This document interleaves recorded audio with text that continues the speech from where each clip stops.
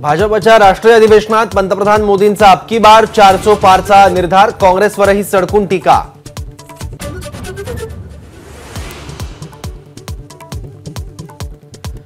अमित शहांच्या अधिवेशनातून सोनिया गांधी, शरद पवार, उद्धव ठाकरेंवर टीका। इंडिया आघाडीतील प्रत्येक नेत्याचं लक्ष आपल्या कुटुंबातील सदस्यांवर, शहांचा हल्लाबोल।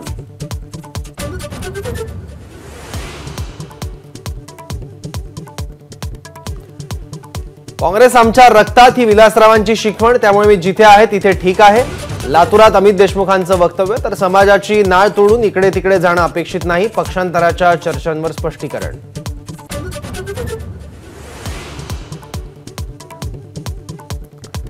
आग्रा किल्ल्यात शिवजयंती साजरी करणार, सांस्कृतिक मंत्री सुधीर मुनगंटीवार यांची माहिती, तर दांडपट्ट्याला राज्यशस्त्र घोषित करणार।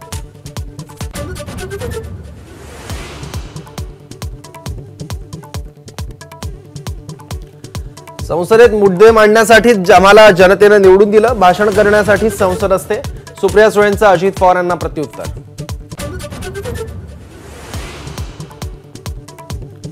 महायुतीत बारामतीची जागा राष्ट्रवादीला सोडण्यास भाजप तयार, सुप्रिया सुळेंविरोधात भाऊजाई सुनेत्रा पवार निवडणुकीच्या रिंगणात उतरण्याची शक्यता, महाराष्ट्रातील एका बड्या नेत्याचा दावा।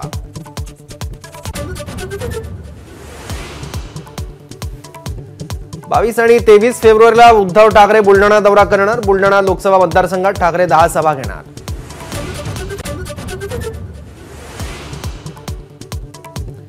जरांगेंच्या उपोषणाचा 9वा दिवस, सगळे सोयरे कायद्याची अंमलबजावणी होईपर्यंत आंदोलन सुरूच ठेवणार, तर 20 तारखेनंतर पुढील आंदोलनाची दिशा ठरवणार।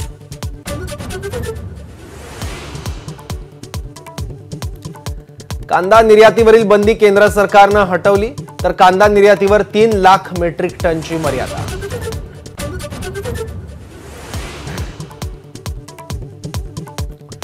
मध्य प्रदेशचे ज्येष्ठ काँग्रेस नेते कमलनाथ भाजपच्या वाटेवर असल्याची चर्चा, 10 ते 12 आमदारही भाजपच्या वाटेवर असल्याचा दावा।